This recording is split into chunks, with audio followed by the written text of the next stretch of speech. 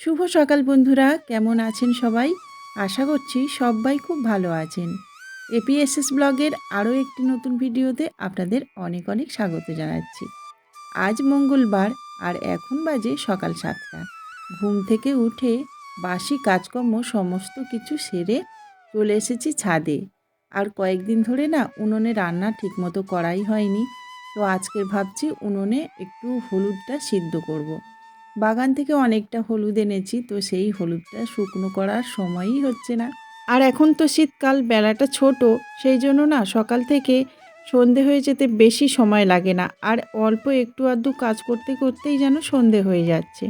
তো সেই জন্য না সময় পাচ্ছি না। তো বন্ধুরা, পুরো ভিডিওটা ওয়াচ করবেন, আশা করছি আপনাদের খুব ভালো লাগবে। আর নতুন বন্ধুরা যারা আমার এই চ্যানেলে এসছেন, তারা অবশ্যই করে কিন্তু চ্যানেলটিকে সাবস্ক্রাইব করে নেবেন। তো চলুন, সকালবেলা উনুনটা লেপে মুছে নিলাম। আর তারপরে একটু জামা কাপড়গুলো মেজে রাখছি, কারণ এই জামা কাপড়গুলো একটু মেজে অন্যান্য কাজগুলো করব। আর বেশ কিছুদিন আর কি তেমনভাবে কাচাকুচি হয়নি। তো কয়েকদিন ধরে শরীর খারাপ বললাম না, সেই জন্য ব্লগও বানাতে পারিনি। তো যার জন্য আজকের না কাজের পাহাড় জমে গেছে। আর বিভিন্ন জায়গাতে যেতে হচ্ছে, সেই জন্য সময় খুবই কম। তো যাই হোক, তাড়াতাড়ি করে এই যে জামা কাপড়গুলো একটু ছাদ জলে ভিজিয়ে রেখে আর তারপরে কিন্তু হলুদগুলো আজকে সিদ্ধ করব। অনেক দিন বাগানেও যাওয়া হয়নি, তো সেই জন্য না আজকে খুব তাড়াতাড়ি রান্নাবান্না করে একটু দুপুরেই চলে যাব আমি বাগানে। অনেক দিন ধরে আমি না চুলগুলো জমিয়ে রেখেছি। তো আপনাদের ওই দিকে যায় কিনা কিন্তু কমেন্ট করে বলবেন। আমাদের এদিকে কিন্তু এইরকমভাবে চুল ব্যাপারীরা আসে, অনেকেই চুলগুলো বিক্রি করে দেয়, আবার অনেকেই কিন্তু এরকমভাবে বাসনপত্র নিয়ে নেয়। তো আমিও না চুলগুলো ফেলি না, মানে মাথার চুল যখন উঠে যায় তখন চিরুনি ভর্তি হয়ে একদম উঠে যায়। তো সেই চুলগুলো আমি জমিয়ে রাখি। তো সেই চুলগুলো আজকে বের করেছি, বের করে এই যে একটা জিনিসপত্র নেব বলে আর কি। তো যাই হোক, এই বড় ডেকচিটা আমি নিয়ে নিলাম। তো এখানে কিন্তু অনেক রকম ডেকচি আছে, বাটি আছে, থালা আছে, গ্লাস আছে। তো আমি তো ভেবেছি যে একটা বড় রকম জিনিস নেব, সেই জন্য এই যে সব থেকে বড় ডেকচিটা নিয়ে নিলাম। আরও কিন্তু অনেক কিছু আছে, দেখতেই পাচ্ছেন। তো আমার পছন্দ হয়েছে এই যে দস্তার এই বড় রকম ডেকচিটা। ভাবলাম যে সামনেই তো অনেক পুজো বা অনেক কাজকর্ম আছে, তো তখন এই বড় ডেকচিটা কাজে লাগবে। তো তারপর আবার আমি ছাদে চলে এলাম। আর এই গাছগুলো না সিঁড়িতে সাজানো থাকে। আর এই গাছ দুটো আমি বোনের বাড়িতে যেদিন গিয়েছিলাম সেদিন কিনেছিলাম। তো এগুলো বসানোই হয়নি। তো এই পাতাগুলো মানে ফুলের পাপড়িগুলো কেমন একটা হয়ে গেছে। তো এই ফুলের নামটা কি আমি জানি না। এই যে দেখুন, আপনারা কিন্তু যদি জেনে থাকেন একটু কমেন্ট করে বলবেন। তো এই গাছগুলো না মানে বের করলাম সিঁড়ি থেকে। আর এই সিঁড়ি ঘরের ভিতরে থাকে বলে এই গাছে তেমন একটা জল পায় না, রোদ্দুরও পায় না। তো সপ্তাহে একদিন করে আমি এরকমভাবে রোদ্দুরে স্নান করাই, আবার জল দিয়েও স্নান করাই। মানে দুরকম স্নান এদের করাই সপ্তাহে একদিন। তারপর এগুলোকে আবার সাজিয়ে গুছিয়ে রেখে দিই সিঁড়িঘরেতে। আর সিঁড়িটা তো দেখেছেন, আগে একদিন করেছি, কত সুন্দর লাগছে। মানে এই গাছগুলো সাজিয়ে রেখেছিলাম, কত সুন্দর লাগছিল বলুন তো। তো ভাবলাম আজকের এদেরকে একটু স্নান করিয়ে দিই। সেদিন একটু বের করেছিলাম, তবে স্নান করানো হয়নি। তো সেই জন্য এই যে জল দিয়ে স্নান করিয়ে নিচ্ছি। আর পাতাগুলো দেখুন কেমন কেমন হয়ে গেছে। আর এই পাতাগুলোকেও একটু ছিটে দেব। তো এই গাছগুলো না সিঁড়িটা একদম মানে আলো করে থাকে। আর এই স্নেক প্ল্যান্টের পাতাগুলো না কেমন কেমন হয়ে গেছে, বোধহয় বেশি জল দেওয়া হয়ে গেছিলো সেই জন্য। আসলে কি বলুন তো, এই যে কোটোগুলো দেখছেন, এগুলো নিচে ফুটো করিনি। কারণ হচ্ছে বেশি জল দিলে না, যদি আমি নিচে ফুটো করতাম তাহলে মানে ওই টাইলসগুলো একদম নোংরা হয়ে যেত, কাদা হয়ে যেত এই নিচের ফুটো থেকে জল পড়ে। তো সেই জন্য আমি ফুটো করিনি, যার জন্য আর কি অসুবিধেটা হয়েছে। তো এরকমভাবে সেই জন্য বেশি মানে বাড়তি জলটা ফেলে দিই। কিন্তু আপনাদের দাদা একদিন জল দিয়েছিল, অনেকটা করে জল দিয়েছিল।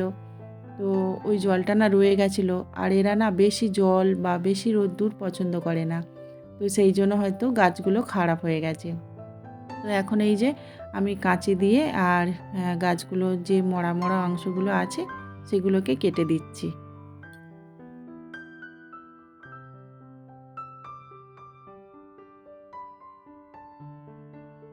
গাছপালা তো দেখতে ভালো লাগে, সাজিয়ে রাখতেও ভালো লাগে, কিন্তু এদের যত্ন না করলে এদের কিন্তু চেহারা অন্যরকম হয়ে যায়। আর বোনের বাড়ি থেকে আসার সময় কত কী যে এনেছি কি বলবো। রাস্তার ধার থেকে এই যে এই স্থলপদ্মের গাছের ডোকগুলো আমি এনেছি। একটা একদম রাস্তার ধারে ছোট্ট মতো একটা গাছ ছিল, জানেন তো? তো সেটা দেখছি গরুতে একদম মুচড়ে খেয়ে নিচ্ছে। তো সেখান থেকেই আমি কয়েকটা এই যে ডোক এনেছিলাম। তো সেটাকে এখন রুট হরমোন দিয়ে বসিয়ে রাখলাম। আর তারপর একটু জল দিয়ে আর প্লাস্টিক দিয়ে ঢেকে দেবো আর ছাওয়া জায়গাতে রেখে দেবো। তাহলে কিন্তু সুন্দরভাবে গাছের চারা জন্মে যাবে।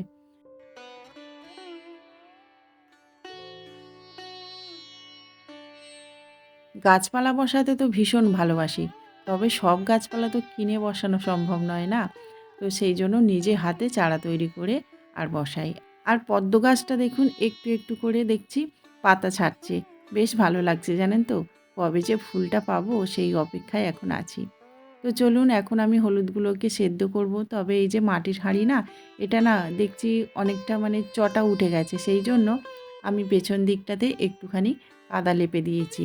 আর সমস্ত হলুদগুলোকে হাঁড়ির মধ্যে দিয়ে দিচ্ছি। এবছর খুব অল্প পরিমাণে হলুদটা সিদ্ধ করছি। কারণ কাঁচা হলুদ না সবাইকে দিতে দিতেই অনেকটা শেষ হয়ে গেছে। তো আমাদের আশেপাশে অনেকেও চেয়েছিল মানে প্রতিবেশীরা। তো তাদেরকে ওই কিছুটা, কিছুটা করে দিতে দিতেই অনেক শেষ হয়ে গেছে জানেন তো? আর এই কোটা মোটে আছে। তবে বাগানে এখনও কিন্তু কাঁচা হলুদ অল্প পরিমাণে আছে, সেগুলো আর তোলা হয়নি। হলুদ শুনেছি ১ বছর রেখে দিলে পরের বছর নাকি আরও বেশি পরিমাণে ছাড় হয়। তো সেই জন্য না ওই হলুদগুলো তুলিনি। ভাবলাম পরের বছর তুলব, তাহলে কিন্তু আরও বেশি পরিমাণে হলুদ হবে। তো যাই হোক উনুনটা কিন্তু আমি ধরিয়ে দিয়েছি। আর তারপরে এখন আমি তাড়াতাড়ি করে জামাকাপড়গুলো কেচে নেব। নিচে এত ঠান্ডা না কিছুই যেন নিচে করতে ইচ্ছে হয় না। সেই জন্য এই শীতকালটা যতটা সম্ভব পারছি এই ছাদের মধ্যে মানে রোদ্দুরের মধ্যে এসে কাজ করার চেষ্টা করে থাকি। তবে কি বলুন তো এই কদিন তো উনুনে রান্না করার সময়ই পাচ্ছি না। মানে বুঝতেই তো পারছেন বাড়িতে কাজ হচ্ছে, মিস্ত্রি দাদারা কাজ করছে। আর তাছাড়া এখানে ওখানে যাচ্ছি। তো সেগুলো সব কিছু কিন্তু ভিডিওর মধ্যে মানে রাখছি না। অনেক জায়গাতে যেতে হচ্ছে। তবে দুদিন শরীর খারাপের জন্য অনেক কাজ পিছিয়ে গেছে। তো যাই হোক এখনও কিন্তু সামনে অনেক কেনাকাটি বাকি আছে। তো সেগুলো করতে হবে। একদিন ক্যানিংয়ে যাব। মানে মায়ের অনেক গয়না কিনতে হবে। তারপর মায়ের জিনিস অনেক কিছু কেনাকাটি বাকি আছে। তাছাড়া পুজোর বাজার অনেক মানে সময় লাগবে সেগুলো করতে। তো সেই জন্যই আর কি খুব তাড়াতাড়ি করে সমস্ত কিছু কাজ আমি গোছাচ্ছি। আর এই যে জামাকাপড়গুলো অল্প, অল্প করে মানে কাচাকাচি করছি আর অল্প, অল্প করে এভাবে করে মেলে দিচ্ছি। আর যতক্ষণে আমি জামাকাপড়গুলো কাচছিলাম দেখুন ততক্ষণে কিন্তু হলুদগুলোও মোটামুটি ভালোভাবে সেদ্ধ হয়ে গেছে। তবে এখন নামাবো না। এখন একটুখানি এরকমভাবে থাকুক, তাহলে কিন্তু আরও ভাপটা মানে বসবে। বসলে আরও ভালোভাবে সিদ্ধ হয়ে যাবে। আমাদের ছাদ তো খোলা, সেই জন্য না ছাদে ঠিকমতো এখানে মানে স্নান-টান করা হয় না। তবে আজকে জামাকাপড় কাচতে, কাচতে এতটাই ভিজে গেছি, ভাবলাম ছাদের মধ্যেই স্নান করে নিই। আর আমাদের ছাদের পাশে জেঠিমার ছাদে বসে কিন্তু জেঠিমাও ওখানে মানে রোদ্দুর পোয়াচ্ছে। তো দুজনে গল্প করছিলাম, সেই জন্য আর মানে নিচে যেতেই ইচ্ছা হলো না। তো সেই জন্য এখানে বসেই একটু সাবান মেখে আর স্নান করে নিয়েছিলাম।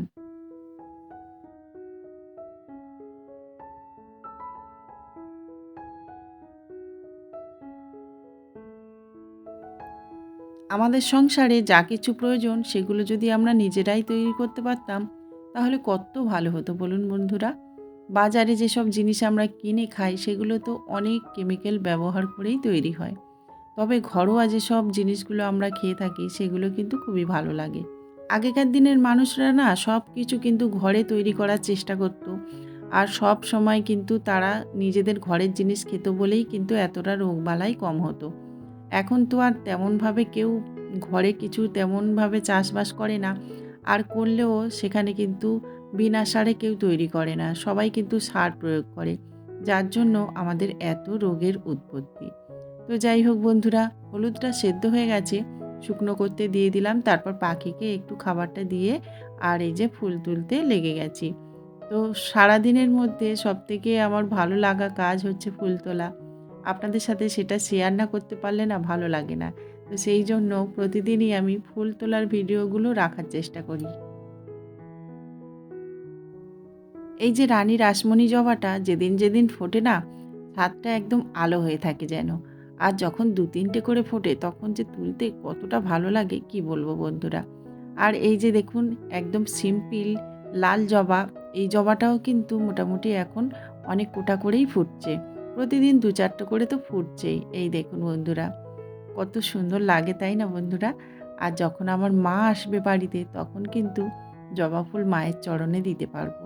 সেই জন্যই আগে থেকে তো আমি এরকম ব্যবস্থা করে রেখেছি। শুধু লাল জবা নয়, সাদা জবাও কিন্তু আমার বাগানে ঠাঁই পেয়েছে। এই যে দেখুন বন্ধুরা, সাদা জবা ফুটেছে, তবে ২-৪টে করে ফুটছে। আর এই গাছগুলোতে না কেমন ধরনের একটা পোকা লেগে গেছে। তো বিষটা না দিলে হবে না দেখছি। কারণ এই সাদা জবা গাছ না মানে খুবই সূক্ষ্ম জিনিস, এই সাদা জবা গাছ কিন্তু সবাইয়ের বাগানে হয় না। রনা রনা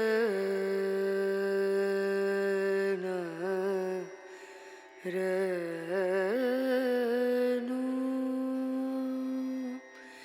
অনেকটা ফুল ফুটলে দেখবেন মনটাও যেন আনন্দে ভরপুর হয়ে যায়। আর সিংহাসনটা যখন খুব সুন্দরভাবে সাজানো হয় তখনও কিন্তু খুব ভালো লাগে, তাই না বলুন?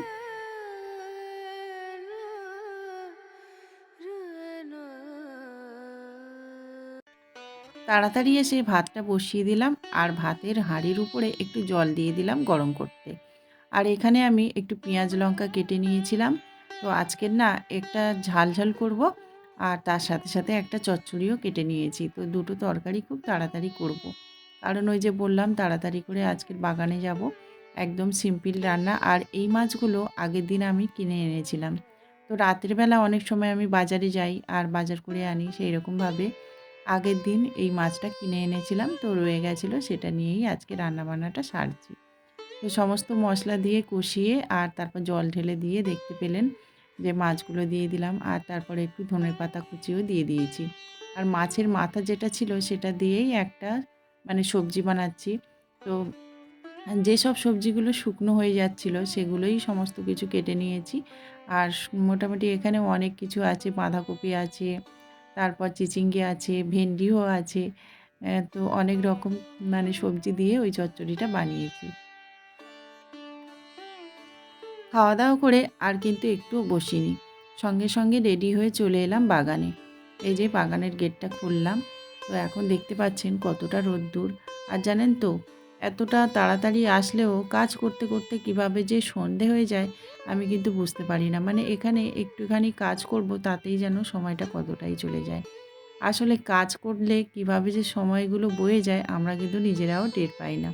আর বসে থাকলে দেখবেন সময় যেন কাটতেই চায় না। তো যাই হোক, এই দেখুন আমার বাগান, আর আজকের এনেছি একটু তরমুজের দানা আর একটু ভেন্ডির দানা, তো সেগুলোই বসাবো।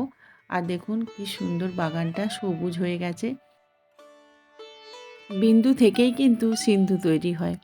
একটু একটু করে কিন্তু আমি প্রতিদিন এসে এসে একটু একটু চাষ করেছি, আর তাতেই দেখুন বাগানটা ভরে গেছে। তো এই যে লাল শাক দেখছি অনেকটা বড় বড় হয়ে আছে, তো সেই জন্য কিছুটা লাল শাক তুললাম, তারপর পালং শাক তুলেছি, ধনেপাতা তুলেছি, তো কড়াই শাকও তুলেছি। অনেকগুলো শাক তুলতে মোটামুটি অনেকটা সময় চলে গেছে। আর তারপরে আমি গাছে জল দিতে লেগে গেছি। কারণ গাছগুলো না একদম দেখলাম শুকনো শুকনো হয়ে যাচ্ছে, কয়েকদিন তো আসা হয়নি, গাছে জল দেওয়া হয়নি, সেই জন্য ভাবলাম আগে গাছে জল দিয়ে নিই, তারপর সময় পেলে মানে দানাগুলোকে বসাবো। কারণ দানাগুলো এখন রাখা যেত, মানে যদি এই কাজগুলো করতে করতে সন্ধে হয়ে যেত তাহলে আর গাছে জল দেওয়া হতো না, আর গাছগুলো জল না দিলে মরে যেত। তো সেই জন্য আগে গাছে জলটা দিয়ে দিলাম। আর তারপরে এই যে দেখুন এই জায়গাতে দিয়ে দিচ্ছি আমি তরমুজের দানা। তো কিছু তরমুজের দানা আমি এনেছিলাম, সেগুলোই এখন বসিয়ে দিচ্ছি। গরমের সময় তরমুজটা কিন্তু হয়। আর জানেন তো এক বছর এখানে কিভাবে একটা বীজ পড়ে গেছিলো, গিয়ে কিন্তু তরমুজ গাছ হয়েছিল, আর বেশ ভালোই কিন্তু তরমুজ হয়েছিল। তো সেই জন্য ভাবলাম এবছর তো কিছু তরমুজের দানা লাগিয়ে দিই, যদি ভালো হয় তো খাওয়া যাবে আর কি। তো যাই হোক, এখানে এসে কোনো দিনের জন্য মানে দেখতে পাবো না সেটা তো হয় না। এই যে দেখুন কত বড় একটা জোঁক, তো প্রতিদিনই একটা দুটো করে কিন্তু এখনও জোঁক ফেলে যাচ্ছি। আর আজকে সাইজটা শুধু দেখুন, খুব রিস্কের মধ্যে কিন্তু কাজ করতে হয়। আমাদের জীবনটাই তো রিস্কের মধ্যে চলে, তাই না বন্ধুরা? তো যাই হোক, ওই জোঁকটাকে কিন্তু লবণের মধ্যে দিয়ে দিলাম আর তারপরে আবার কাজে হাত দিয়ে দিলাম। তো এখানে একটা ভাড়া তৈরি করছি, কারণ এখানে কুমড়ো গাছ লাগিয়েছি। তো সেই কুমড়ো গাছগুলোকে ভাড়ার মধ্যে দিয়ে দেব। আর অনেকটা কিন্তু ভেন্ডি দানা এখনও পর্যন্ত বসানো হয়নি। আসলে ওই যে বড় ঝোঁকটা দেখেছি না, সেই জন্য এখানে আর কাজ করতে ইচ্ছে হচ্ছে না।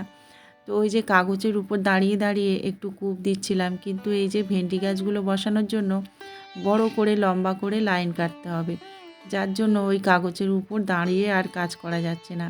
তো যাই হোক, মনে সাহস রেখে মনে বল রেখে তারপরে এই যে দেখুন কাজ করছি। তো জীবনটা না সত্যি রিস্কের মধ্যে দিয়েই কাটে। আমাদের একার নয়, সবাই জীবন কিন্তু রিস্কের মধ্যে থাকে। কখন যে কি হয়ে যায় কেউ বলতে পারে না। তো যাই হোক বন্ধুরা, কাজবাজ শেষ করলাম। এই পর্যন্তই কিন্তু ব্লগটা শেষ করেছি। আর দেখুন এখন সন্ধে হয়ে গেছে। তো আমার এই সিম্পল সাধারণ ব্লগটা যদি ভালো লাগে তাহলে কিন্তু লাইক কমেন্ট শেয়ার করবেন আর সাবস্ক্রাইব করে পাশে থাকবেন। নমস্কার।